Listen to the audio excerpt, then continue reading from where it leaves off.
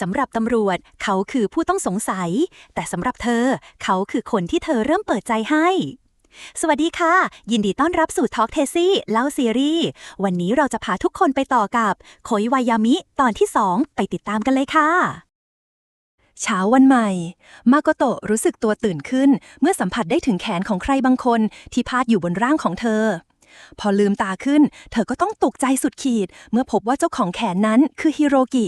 ชายหนุ่มที่เธอไม่คาดคิดว่าจะได้ตื่นมาเจอในสภาพแบบนี้เสียงโวยวายของเธอทำให้ฮิโรกิตื่นขึ้นตามมาภายใต้ความมึนงงและตกใจมาโกโตะรีบถามขึ้นทันทีว่าเมื่อคืนนี้เกิดอะไรขึ้นกันแน่แต่ฮิโรกิรีบอธิบายว่าเขาไม่ได้ทำอะไรเกินเลยเขาแค่ช่วยเธอถอดสายห้อยคอออกให้เท่านั้นแล้วจังหวะที่เธอลุกพรวดขึ้นก็ทำให้หัวของทั้งคู่ชนกันอย่างแรงหลังจากนั้นเธอบ่นว่ารู้สึกกระหายน้ำเขาจึงหยิบน้ำมาให้แต่เพราะเธอดื่มแบบไม่ระวังน้ำจึงหกใส่เขาโดยไม่ตั้งใจทำให้เสื้อผ้าของเขาเปียกไปหมดเมื่อได้ยินเรื่องทั้งหมดมาโกโตะทำได้เพียงกล่าวขอโทษออกมาเบา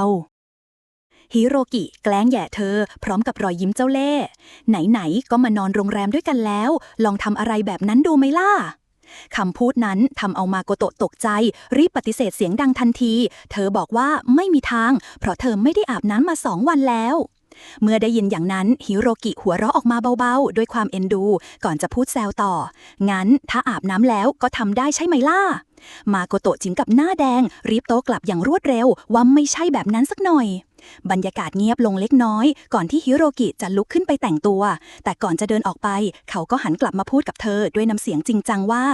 เป็นผู้หญิงไม่ควรเผลอหลับข้างนอกแบบนี้มันอันตรายเขาพูดจบแล้วเดินกลับมานั่งข้างๆมือของเขายื่นมาลูบศีรษะเธอเบาๆอย่างอ่อนโยนจากนั้นเขาก็ลุกขึ้นอีกครั้งแล้วเดินจากไปทิ้งไว้เพียงความรู้สึกอุ่นปนสับสนในใจของมาโกโตะที่ยังไม่แน่ใจว่าผู้ชายคนนี้ต้องการอะไรกันแน่ต่อมาฮิโรกิเดินทางไปยังสถานีตำรวจเพื่อหาข่าวเพิ่มเติมเกี่ยวกับคดีโฮรัสแต่ทันทีที่เจ้าหน้าที่โอวาดะสังเกตเห็นรองเท้าที่เขาสวมอยู่ก็เชิญเขาเข้าไปสอบถามเพิ่มเติมทันทีฮิโรกิถูกขอให้ส่งรองเท้าเพื่อตรวจสอบ DNA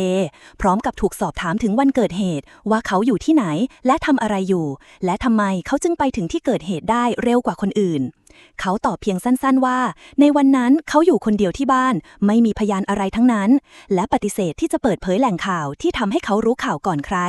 หลังจากการตรวจสอบรองเท้าอย่างละเอียดตำรวจก็ไม่พบ DNA ของเหยื่อหรือผู้ต้องสงสัยบนรองเท้าคู่นั้นเลย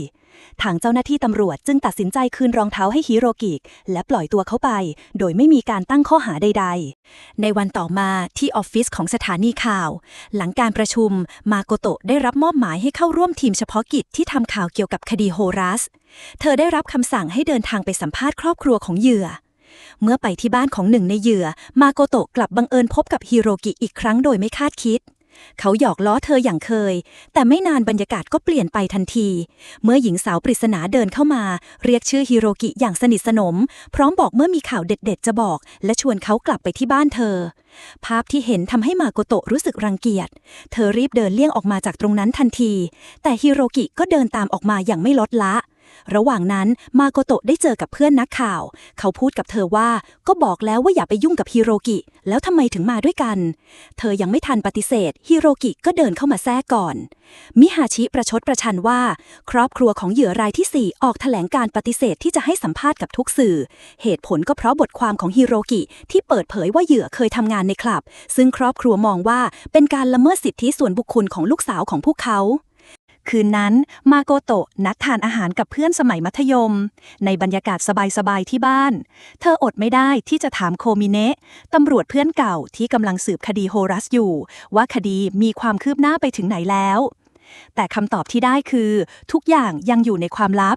แม้จะเริ่มมีผู้ต้องสงสัยอยู่ในใจบ้างแล้วแต่ก็ยังไม่มีหลักฐานหรือแรงจูงใจที่เพียงพอจะเชื่อมโยงใครเข้ากับคดีนี้ได้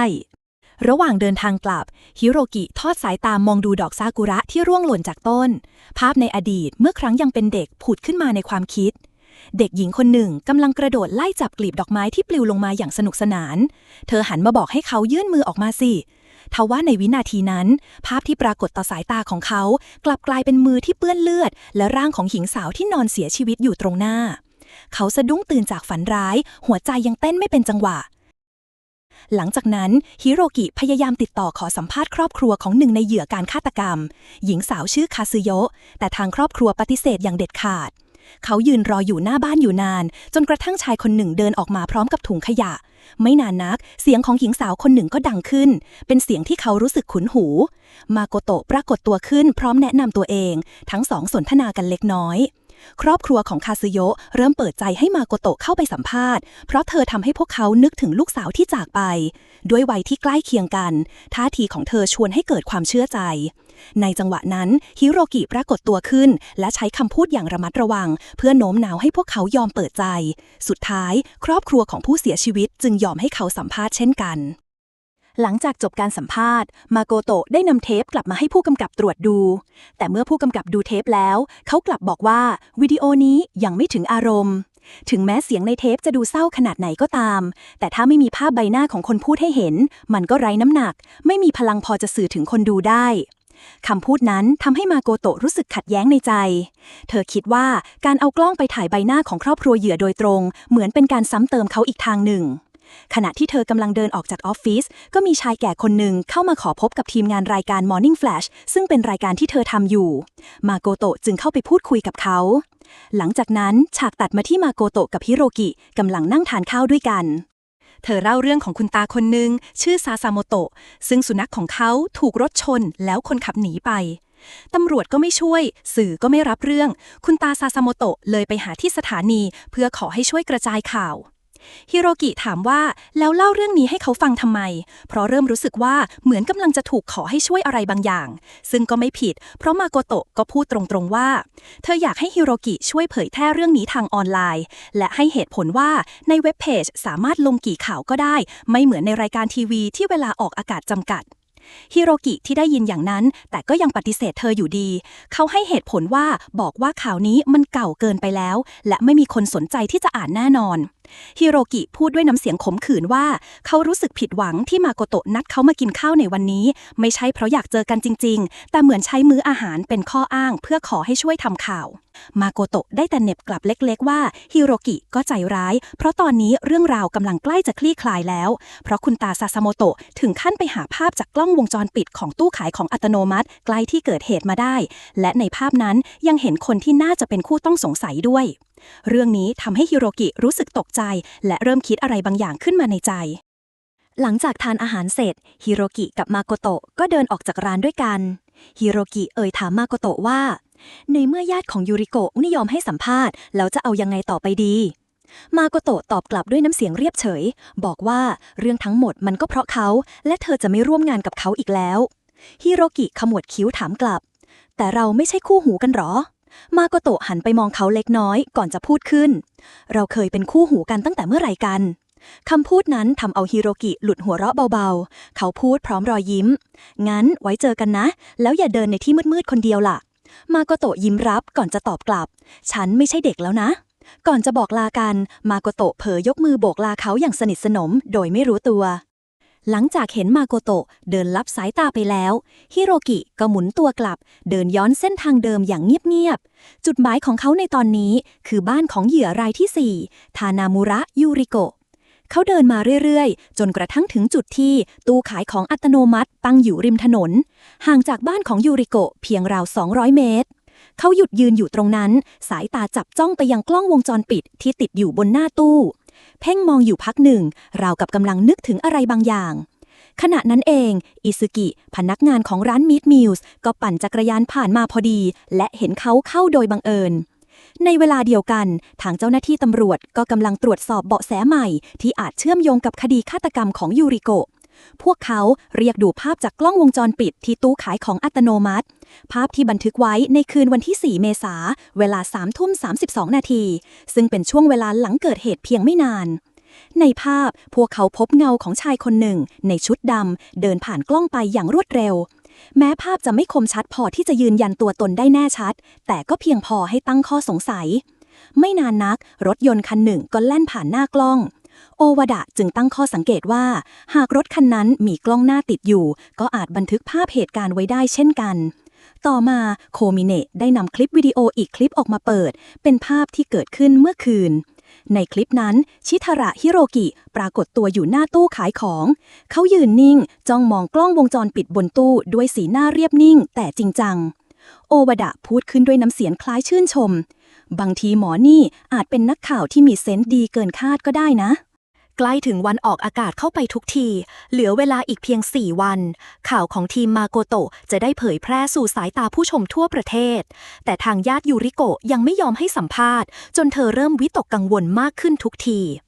คิโนชิตะบอกกับมาโกโตะว่าเขาพยายามติดต่อครอบครัวของทานามุระยูริโกะผ่านข้อความในโซเชียลมีเดียหลายครั้งแต่ก็ไม่มีการตอบรับใดๆบรรยากาศในออฟฟิศที่เคยตึงเครียดจากการทำงานอย่างหนักค่อยๆผ่อนคลายลงเมื่อเข้าสู่ช่วงพักเสียงประตูเปิดดังขึ้นเบาๆอิสกิพนักงานหนุ่มจากร้านมีดมิลเดินเข้ามาพร้อมถุงอาหารและรอยยิ้มสดใส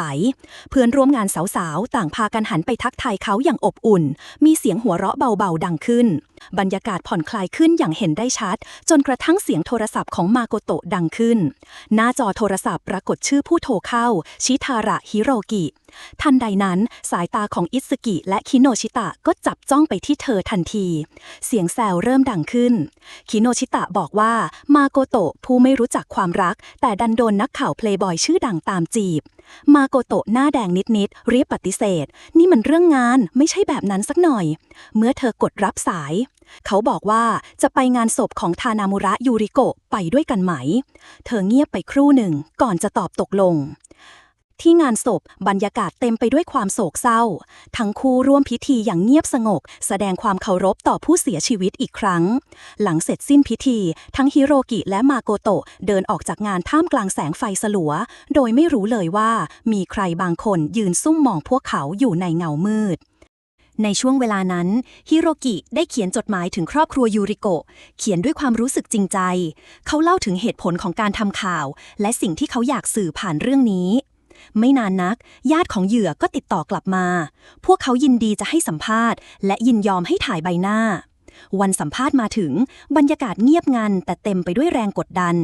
พ่อแม่ของยูริโกะนั่งอยู่หน้ากล้องพูดทุกคำด้วยน้ำเสียงสั่นเครือแต่หนักแน่น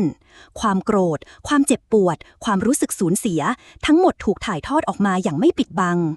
มาโกโตะนั่งฟังอยู่ข้างๆดวงตาเริ่มแดงเธอรับรู้ได้ทันทีว่าความทุกข์ของครอบครัวนั้นหนักหนาและลึกซึ้งกว่าที่ใครจะเข้าใจได้ด้วยคำพูดเมื่อ VTR ฉบับสมบูรณ์ถูกตัดต่อและนำเสนอต่อหน้าทีมเพื่อนร่วมงานทุกคนต่างชมเป็นเสียงเดียวกันมาโกโตะทำได้ดีมากนั่นทำให้มาโกโตะรู้สึกภูมิใจมากเมื่อวันที่รายงานข่าวของทีมมาโกโตะมีกำหนดจะออกอากาศมาถึงในที่สุดเธอยืนสั่งงานอยู่หน้าจอมอนิเตอร์ในห้องตัดต่ออย่างแข็งขันแต่ก่อนถึงเวลาออกอากาศเพียงไม่กี่ชั่วโมงการแจ้งเตือนจากฝ่ายโปรดิวเซอร์ก็มาถึงข่าวของเธอถูกเลื่อนออกอากาศอย่างไม่มีกำหนดเพราะตอนนี้มีข่าวด่วนเรื่องไอดอลแย่งแอนกันคนสนใจเรื่องนั้นมากกว่ามาโกโตะโวยวายกับหัวหน้าของเธอแต่ก็ยังถูกปฏิเสธการออกอากาศอยู่ดีนั่นทำให้ภายในใจของเธอกลับเหมือนบางอย่างพังทลายลงในเวลาเดียวกันฮิโรกิเองก็ถูกเสียงโทรศัพท์ปลุกขึ้นหลังจากเขียนบทความตลอดทั้งคืนสายจากหัวหน้าบรรณาธิการบทความที่เขาเตรียมไว้ถูกสั่งพักเช่นกันด้วยเหตุผลเดียวกันวันถัดมาทั้งคู่ตรงไปยังบ้านของพ่อแม่ยูริโกะทั้งคู่กล่าวขอโทษพวกเขาพร้อมอธิบายเหตุผลว่าทำไมข่าวจึงไม่ได้ออกอากาศอย่างที่ควรจะเป็นไม่มีข้อแก้ตัวไม่มีคำแก้ต่างมีเพียงน้ำเสียงที่เต็มไปด้วยความเสียใจจริงๆผู้เป็นแม่นิ่งไปสักพักก่อนจะเอ่ยเสียงเบา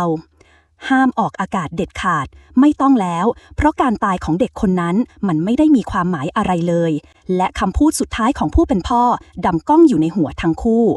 พวกเราไม่อยากถูกทำร้ายจากคนอื่นอีกแล้วคำพูดนั้นเรียบง่ายแต่หนักอึ้งหลังจากเดินออกมาจากบ้านครอบครัวของยูริโกะฮิโรกิก็รู้สึกเหมือนมีบางอย่างบีบแน่นอยู่กลางอกเขาโทษตัวเองและคิดว่าน่าจะทำอะไรได้มากกว่านี้แต่สุดท้ายเขาก็ทำอะไรไม่ได้เลยความเจ็บปวดท้าโถมเข้ามาจนกลั้นน้ำตาไว้ไม่อยู่ฮิโรกิร้องไห้ออกมาอย่างไม่คิดจะปิดบังมาโกโตะเดินเข้ามาเงียบๆก่อนจะยื่นมือไปลูบศีรษะเขาเบาๆเพื่อปลอบโยนเขาฮิโรกิหันหน้ากลับมามองเธอสายตาก็สบเข้ากับดวงตาที่เต็มไปด้วยน้ำตาของมาโกโตะเธอกำลังร้องไห้ฟูมฟายไม่ต่างจากเขาฮิโรกิเอ่ยขอโทษเธอเบาๆก่อนจะกอดเธอไว้แน่น มาโกโตะไม่พูดอะไรทั้งสองคนยืนกอดกันเพื่อปลอบกันและกันคนหนึ่งแบกรับความรู้สึกผิดอีกคนเจ็บลึกเหมือนแตกสลายความเข้าใจและความเห็นใจค่อยๆแทรกซึมเข้ามาในช่องว่างระหว่างพวกเขาทั้งสองค่อยๆเช็ดน้ำตาให้กันก่อนที่ทั้งคู่จะจูบกันอย่างแผ่วเบาและจูบนั้นนำพาไปสู่ความสัมพันธ์ที่ลึกซึ้งเกินกว่าคำว่าเพื่อนคืนนั้นหลังจากมาโกโตะตื่นขึ้นเธอก็เห็นข้อความแจ้งเตือนจากเพจข่าวของฮิโรกิบนหน้าจอโทรศัพท์เขายอมลงบทความเกี่ยวกับคุณตาซาซาโมโตะแล้วตามที่เธอเคยขอไว้มาโกโตะดีใจมากก่อนโผเข้ากอดเขาแน่นในขณะที่เขายังหลับอยู่ราวกับว่านั่นเป็นคำขอบคุณจากเธอขณะเดียวกันอีกด้านหนึ่งเจ้าหน้าที่โคมิเนะและโอวาดะได้ติดตามเบาะแสรถยนต์ที่ขับผ่านบริเวณจุดเกิดเหตุในช่วงเวลานั้นพอดีพวกเขาขอดูภาพจากกล้องหน้ารถแต่กลับพบว่าไฟล์วิดีโอทั้งหมดในวันเกิดเหตุหายไปเจ้าของรถยืนยันหนักแน่นว่าไม่น่าจะเป็นไปได้เพราะเมื่อ2 วันก่อนยังมีนักข่าวชื่อชิทาระฮิโรกิมาขอดูไฟล์เหล่านั้นอยู่เลยโคมิเนะเงียบไปครู่หนึ่งก่อนจะพูดอย่างมั่นใจว่าชิทาระลบมันไปแล้วจากความเสียใจกลายเป็นความเข้าใจจากความอบอุ่นกลายเป็นจูบที่เปลี่ยนหัวใจทั้งสองไปตลอดแต่ในอีกฟากหนึ่งความลับที่ถูกซ่อนกลับเริ่มก่อตัวและมันอาจทำให้ทุกอย่างพังทลายหากคุณอยากรู้ว่าความรักครั้งนี้จะเดินต่อไปอย่างไรอย่าลืมกดติดตามช่อง Talk Tazy แล้วพบกันในตอนต่อไป